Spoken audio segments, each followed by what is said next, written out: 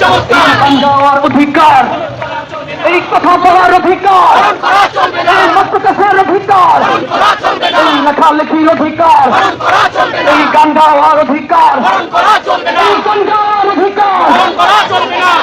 সেই দেশের মাটিতে আজ বাউল নিগৃহীত হয়, সেই দেশের মাটিতে আজ নৃত্যশিল্পী অবহেলিত হয়, সেই দেশের মাটিতে আজ শিল্পীরা ঘরে থাকতে পারেন না।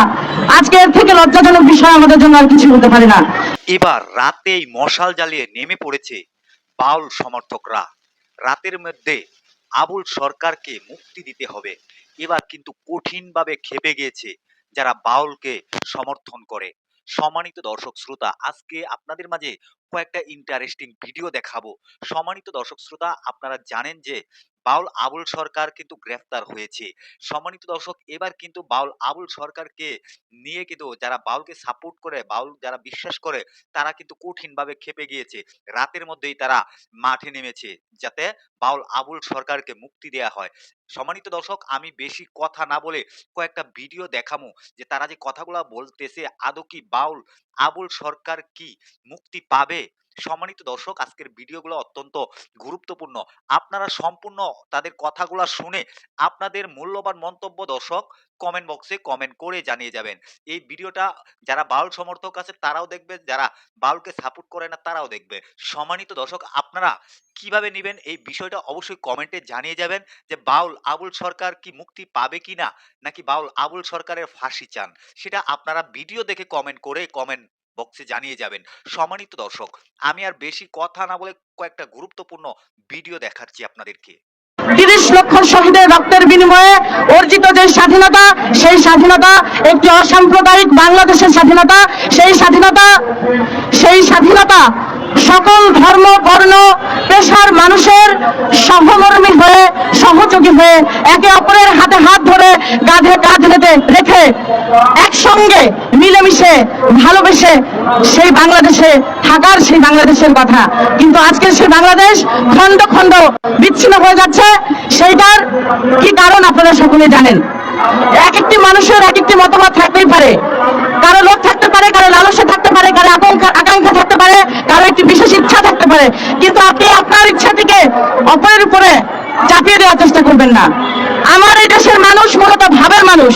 আপনারা এখানে যারা সাংবাদিক ভাইরা উপস্থিত হয়েছেন, বুকে হাত দিয়ে বলতে পারবেন না আপনারা কেউ সুরকে ভালোবাসেন না, আপনারা কেউ লালনকে ভালোবাসেন না, বুকে হাত দিয়ে বলতে পারবেন না শাহ আব্দুল করিমকে ভালোবাসেন না, আপনারা বুকে হাত দিয়ে বলতে পারবেন না। সুতরাং এই দেশে, সুরের এই দেশে, ভাবের এই দেশে যারা অভাবগ্রস্ত মানুষ, তারা যেন তাদের জন্য বোধোদয় হয়। এবং সরকারের দৃষ্টি আকর্ষণ করছি, সরকার যদি কঠিন হস্তে দমন করে তাহলে আজকে এই সাহস তারা কোথায় পায়। এই বলে আমি আমার বক্তব্য শেষ করছি। ধন্যবাদ। এই মুহূর্তে আমি সংক্ষিপ্ত সভাপতি বক্তব্যের জন্য অনুরোধ করছি চলচ্চিত্র নির্মাতা মঞ্জুরুল হক।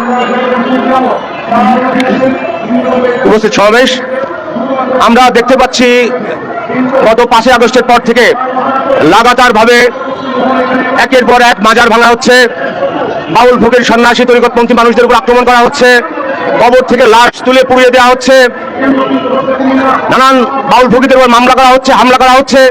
কিন্তু অদ্ভুত বিষয়, এই জুলাই পরবর্তী যে সরকার এবং যে পার্টিগুলো যারা সরকারে যেতে চায়, বিএনপি, এনসিপি বা জামাত ইসলাম, কোন পক্ষ থেকে কোন ধরনের উদ্যোগ বা এই যে তৌহিদি জনতার নামে যে আক্রমণ করা হচ্ছে, তাদেরকে ঠেকানো, তাদের নামে মামলা দেওয়া বা তাদেরকে নিবৃত্ত করার কোন ধরনের প্রচেষ্টা আমরা দেখতে পাই নাই। তারই ধারাবাহিকতায় মানিকগঞ্জে মহারাজ আবুল সরকারের গ্রেপ্তারের প্রতিবাদে যখন সমাবেশ হচ্ছিল, সেই সমাবেশের উপরে নিকৃষ্ট রকমের আক্রমণ করা হয়েছে। যে জুলাই অভ্যুত্থান, যে ফ্যাসিজমের বিরুদ্ধে গঠিত হয়েছিল, এই সকল আচরণ আবার সেই ফ্যাসিবাদকে আমাদের স্মরণ করিয়ে দেয়। এটাকে ফ্যাসিবাদ বলা হয়, যে নিজের মতকে অপরের উপর জোর করে চাপিয়ে দেওয়ার যে প্রবণতা। একের পর এক যখন ঘটনা ঘটছে, এখানে বারবার প্রতিবাদ সমাবেশ হচ্ছে, আন্দোলন হচ্ছে, কিন্তু তার কোনো প্রতিকার হচ্ছে না। এই প্রেক্ষিতে দাঁড়িয়ে আমি বলতে চাই, বাংলাদেশের সকল বাউল ফকির, সাধু সন্ন্যাসী, সকল তরিকতপন্থী মানুষদেরকে আহ্বান করতে চাই, আপনারা যতদিন না পর্যন্ত রাজনৈতিকভাবে সংগঠিত না হচ্ছেন, ততদিন আপনাদের এই রকম ঘটনা থেকে পরিত্রাণের উপায় নাই।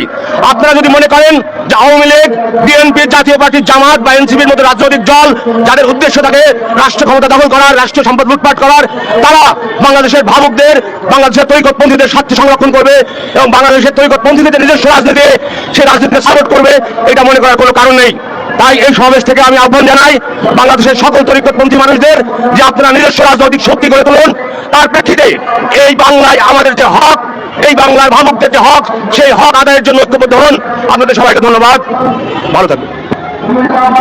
অনেক ধন্যবাদ পান্নাকে। এই মুহূর্তে আমি সংহতি বক্তব্যের জন্য আব্দুল মজিদ অন্তরকে অনুরোধ করছি, রাজনৈতিক কর্মী আব্দুল মজিদ অন্তর। উপস্থিত সবাইকে ধন্যবাদ জানাচ্ছি। আপনারা দেখেছেন বিগত 24 সালের 5 আগস্টের পর থেকে সারা দেশব্যাপী কিভাবে মাজারগুলোতে আক্রমণ করা হয়েছে, পীর ফকির বাউলদের উপর আক্রমণ করা হয়েছে, তাদেরকে উচ্ছেদ করা হয়েছে, হুমকি দামকি দেওয়া হয়েছে। এবং এই যে একটা মত গোষ্ঠী, যে মত তৌহিদি জনতার নামে সারা দেশব্যাপী যে নির্যাতন নিপীড়ন চালাচ্ছে, এর পিছনে বড় একটা রাজনৈতিক শক্তি আছে। আপনারা জানেন যে শুধুমাত্র ওই রাজনৈতিক শক্তির বিরুদ্ধে যারা কথা বলে তাদের বিরুদ্ধে এই মতগুলো সৃষ্টি হচ্ছে। আবুল সরকার সে যখন প্রকাশ্যে বলেছে যে যারা মাজারের বিপক্ষে, যারা গান বাজনার বিপক্ষে, যারা মাজারগুলোতে হামলা করছে তাদেরকে আমরা রাজনৈতিকভাবে ভোট দেওয়ার বিরোধিতা করেছে, যে রাজনৈতিকভাবে আমরা তাদের পক্ষে ভোট দেবো না, কারণ তারা যদি ক্ষমতায় আসতে পারে তাহলে হয়তো মাজারগুলো থাকবে না, আমাদের ঘর বাড়ি থাকবে না, এমনকি আমরা যে গান বাজনা করছি এই পরিবেশে থাকবে না। এই একটা বক্তব্যের কারণে কিন্তু তাদের বিরুদ্ধে এই ক্ষোভটা দেখিয়েছে। কিন্তু এই যে ধর্মীয় অবমাননার যে অজুহাতটা দাঁড় করেছে, এটা শুধুমাত্র একটা অজুহাত। কারণ আমরা যদি দেখি যে বিভিন্ন ধর্মীয় বক্তারা অসংখ্য বক্তব্য দেয় যেগুলো ধর্মের সাথে সাংঘর্ষিক, অন্য আকীদার সাথে সাংঘর্ষিক, মাযহাবের সাথে সাংঘর্ষিক এবং এমনকি কোরআন সুন্নাহর সাথে অনেক সাংঘর্ষিক কথাবার্তা বলে। তারা শুধুমাত্র একটা ক্ষমা চেয়ে সরি বলে পার পেয়ে যায়। তাদের বিরুদ্ধে দেখি না যে কোনো ধরনের একটা মব গোষ্ঠী তাদেরকে গ্রেপ্তারের দাবি জানাচ্ছে, হামলা করেছে, তাদেরকে ঘেরাও করেছে। কিন্তু শুধুমাত্র যারা মাজারে থাকে, পীর ওলিয়া উলিয়া, এই পন্থী যেগুলো তরিকতপন্থী আছে, এদেরকে একটা কথা যদি তাদের সেই দলের বিরুদ্ধে যায়, সঙ্গে সঙ্গে মব ক্রিয়েট করে আইনকে অমান্য করে তাদেরকে ঘেরাও করা হচ্ছে। আমরা সরকারের প্রতি দাবি জানাতে চাই যে এই সরকার একটা বিশেষ গোষ্ঠীর সরকার নয়। এই সরকার প্রকাশ্যে কিন্তু রাষ্ট্রীয়ভাবে যখন এই লালন উৎসব করতেছে, বিভিন্ন সুফি দরবেশকে নিয়ে প্রোগ্রাম করতেছে, আন্তর্জাতিকভাবে দেখানোর চেষ্টা করতেছে যে তারা এই সুফিদের পক্ষে, তারা সঙ্গীতের পক্ষে, অথচ যারা এগুলো চর্চা করে সেই সুফি সাধকদেরকে তারা নিপীড়ন করতেছে, তাদেরকে জেলে ঢুকাচ্ছে। আমরা এর তীব্র নিন্দা জানাই। আমরা চাই এই দেশের মানুষ যে মতে থাক তারা শান্তিতে বসবাস করবে, একদম নিরাপত্তার সহিত বসবাস করবে। সেই নিরাপত্তা দেওয়ার দায়িত্ব সরকারের। অবিলম্বে আবুল সরকারের মুক্তি চাই এবং যত সুফি সাধক কবি আছেন তাদেরকে নিরাপত্তা নিশ্চিতের দাবি জানাই। যারা হামলা করেছে অবিলম্বে তাদের গ্রেপ্তারের দাবি জানিয়ে এই আয়োজনে সংহতি জানিয়ে আমার বক্তব্য শেষ করছি। ধন্যবাদ সবাইকে। এই মুহূর্তে সংহতি বক্তব্য রাখবেন তৌহিদুল ইসলাম চিশতি নিজামী, সুফিবাদ সার্বজনীন ফাউন্ডেশন বাংলাদেশের চেয়ারম্যান তৌহিদুল ইসলাম চিশতি। দুর্গমগিরি কান্তার মরু দুস্তর পারাভার লঙ্ঘিতে হবে রাত্র নিশীতে যাত্রীরা হুঁশিয়ার। দুলিতেছে তরি ফুলিতেছে জল, বলিয়াছে মাঝি পথ, ছিড়িয়াছে পাল, কে ধরিবে হাল, আছে কার হিম্মত, কে আছে জোয়ান, হো আগুয়ান, হাকিছে ভবিষ্যৎ। এত পান বাড়ি দিতে হবে পারি, নিতে হবে তরি পার, কান্ডারি হুঁশিয়ার। সম্মানিত উপস্থিতি, জুলাই বিপ্লবের পর আমরা যখন বৈষম্যবিহীনভাবে সুন্দর সুষ্ঠুভাবে চলার জন্য ইচ্ছা জাগ্রত হলো, আমরা দেখলাম আমাদের মাথার উপরে বিশ্বের শান্তিতে নোবেল পুরস্কার প্রাপ্ত একজন মহামান্য ব্যক্তি আমাদের সাথে রয়েছেন। আমরা যখন বুক ভরা আশা নিয়ে শান্তির জন্য অপেক্ষা করলাম, আমরা কি দেখলাম? যিনি বিশ্বের শান্তিতে নোবেল পুরস্কার পেয়েছেন, আদৌ কি তিনি আমাদের শান্তির ব্যবস্থা করেছেন? যারা আমাদের উপর বারবার আঘাত করেছে তাদেরকে যদি তিনি প্রতিহত করতে না পারেন, তাহলে কি তেনার শান্তি পুরস্কার ব্যাহত হবেন না, মান হয়ে যাবেন না? বিনীতভাবে এই মজলিস থেকে অনুরোধ করছি, আজকে সারা বাংলার সুফিরা নিগৃহীত, নির্যাতিত, নিপীড়িত মহামান্য প্রধান উপদেষ্টা, আপনি উপযুক্ত ব্যবস্থা গ্রহণ করুন। আর গ্রহণ করতে গেলেই ভালো বিশ্লেষণ করলেই দেখা যাবে আবুল সরকার সাহেবকে রাজনৈতিক কারণে তাকে অ্যাটাক করা হয়েছে। অবশ্যই তাকে মুক্তি দিতে হবে। এবং আমি একটি আহ্বান করে শেষ করতে চাই, আমাদের সুফিদের ঐক্য হতে হবে। আমার পূর্বে এক বক্তা বলেছে আমাদের এই রাজনৈতিক কুটুচালকে রাজনীতি দিয়েই মুক্তি করতে হবে। এই আশাবাদ রেখে যারা মহামান্য রয়েছেন আপনারা উদ্যোগ গ্রহণ করবেন, এই আশা রেখে আমি আমার বক্তব্য শেষ করছি। আসসালামু আলাইকুম ওয়া রাহমাতুল্লাহি ওয়া বারাকাতুহু। আমরা আজকে প্রতিবাদ সমাবেশ করে স্মারকলিপি দিব স্বরাষ্ট্র উপদেষ্টার কাছে। একই সাথে আমরা এই প্রতিবাদই শেষ প্রতিবাদ নয়, আমরা ধারাবাহিকভাবে প্রতিবাদের কর্মসূচি আপনাদেরকে জানাবো। আমরা দরকার হয় শহীদ মিনারে লাগাতার সারা বাংলাদেশের সাধুগুরু ভক্ত এবং আশিকানদের নিয়ে আমরা লাগাতার কর্মসূচি করব, আমরা প্রতিবাদ সমাবেশ করব। তো সেই কর্মসূচি ফরাদ ভাই এই প্রোগ্রামের পরে ঘোষণা করবেন। এই মুহূর্তে আমাদের সাথে সমাপ্তি বক্তব্য দিবে সুফি মোহাম্মদ বেলাল নুরি, বিশ্ব সুফি ঐক্য পরিষদের পক্ষ থেকে। বেলাল নুরি। সম্মানিত উপস্থিতি, সকলের প্রতি আমার আন্তরিক ভালোবাসা ও সালাম। আসসালামু আলাইকুম ওয়া রাহমাতুল্লাহি। আজকে অত্যন্ত দুঃখের সহিত বলতে হয়, আজকে আমাদের এই বাংলাদেশে বিগত সরকারগুলো পার হয়ে যাওয়ার পর নতুনভাবে আমরা একটা পরিকল্পনা করে যে আমরা আগাইতেছিলাম, সেখানে আপনারা জানেন এই বিগত 15 মাসের মধ্যে আমরা সুন্দর সুষ্ঠুভাবে জীবনযাপন করে আসতেছিলাম। কিন্তু পরিতাপের বিষয় হলো, আপনারা দেখবেন যদি একটু পূর্বে যাই, পৃথিবীতে ধর্ম নামে যে জিনিসটি আমরা আল্লাহ রাব্বুল আলামিনের কাছ থেকে বিভিন্ন সময় যুগে যুগে নবী রাসূলগণের মাধ্যমে পেয়েছি, তার একটি ধর্ম হলো দ্বীনুল ইসলাম। আজকে মতবাদ নামে এই ধর্মকে প্রচার করা হচ্ছে। আপনারা যারা আজকে ধর্মের নামে বিভিন্নভাবে কটূক্তিমূলক কথা আপনারা নিজেরা বিশ্লেষণ করছেন, আপনাদেরকে আমি পরামর্শ দিব যে আপনারা দয়া করে ধর্মের ব্যাপারে লেখাপড়া করে আসুন। ধর্মের উৎপত্তি কোথা থেকে, ধর্ম শব্দের অর্থ কি, ধর্ম কাকে বলে, এগুলো আপনারা জানবেন। আপনারা বিভিন্নভাবে এই উপমহাদেশে ধর্মের নামে, মতবাদের নামে ধর্ম পরিচালনা করে আসছেন। আপনারা বিভিন্নভাবে এই মতবাদকে ধর্মের মূল আপনার চাবিকাঠি হিসেবে ব্যবহার করছেন। আমি আপনাদেরকে বলবো, আপনারা রব্বুল আলামিনকে ধর্ম, বর্ণ, দল, মত নির্বিশেষে সকল মানুষই রব্বুল আলামিনকে স্বীকার করেন। এতে আমাদের কারো বিন্দু মাত্র অস্বীকারের কোনো নাই। কাজী আমি আপনাদেরকে বলবো, আপনারা দেখেছেন পৃথিবীতে এই সুবিধাই ধর্মের প্রচারে আসছেন। বাংলাদেশে আপনারা জানেন এর আগে, আজ থেকে প্রায় 800 বছরের আগে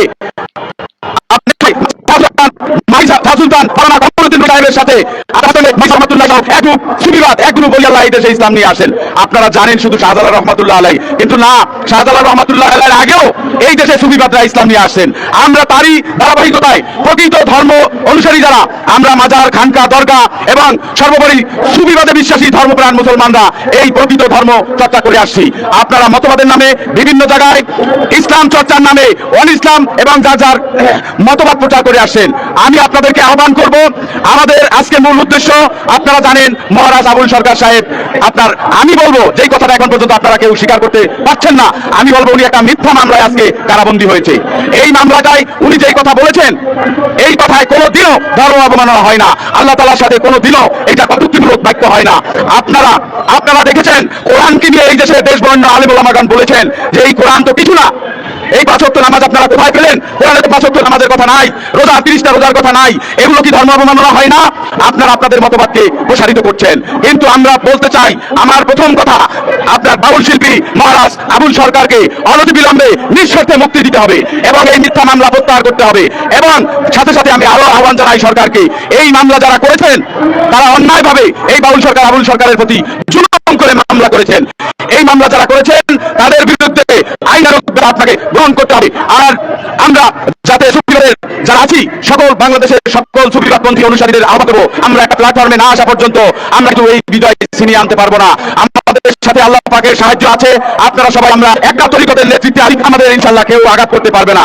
এই বাউলদের উপর হামলা কেন?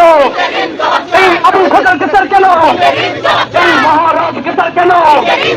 এই আবুল সরকার গ্রেফতার কেন?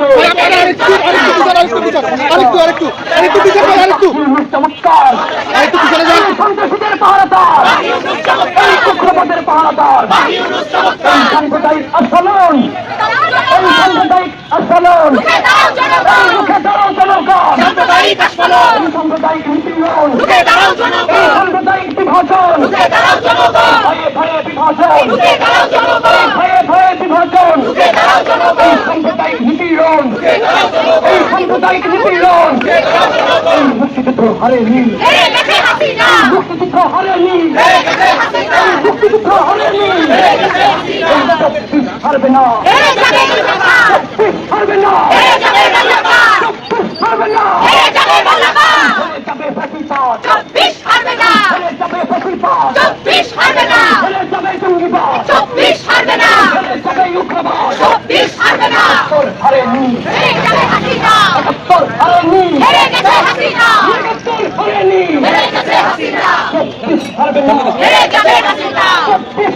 অন্যায় এই যাবে বেশিরভাগ চলে যাবে হাসিবাদ 24 হারবে না চলে যাবে হুমসাদ 24 হারবে না চলে যাবে জঙ্গিবাদ 24 হারবে না রক্ত আরো দেব রক্ত ভেঙে ছোট রক্ত আরো দেব রক্ত ভেঙে ছোট রক্ত আরো দেব রক্ত ভেঙে ছোট রক্ত আরো দেব রক্ত রক্তের অন্যায় দেশে যাবে অন্যায় দেশে যাবে অন্যায় রক্তের বন্যায় সাইড মুক্ত শেষ হয়নি যুদ্ধ সাইড মুক্ত শেষ হয়নি যুদ্ধ ইয়াকত মুক্ত শেষ হয়নি যুদ্ধ ইয়াকত মুক্ত শেষ হয়নি যুদ্ধ হামলা করে এই আন্দোলন বন্ধ করা যাবে না হামলা করে এই আন্দোলন বন্ধ করা যাবে না নিপীড়ন এগারো জনগণ হামলা করে নিপীড়ন এগারো জনগণ হামলা করে এই আন্দোলন বন্ধ করা যাবে না হামলা করে এই আন্দোলন বন্ধ করা যাবে না প্রকাশের স্বাধীনতা হরণ করা চলবে না প্রকাশের স্বাধীনতা হরণ করা চলবে না গান গাওয়ার স্বাধীনতা হরণ করা চলবে না লেখার স্বাধীনতা হরণ করা চলবে না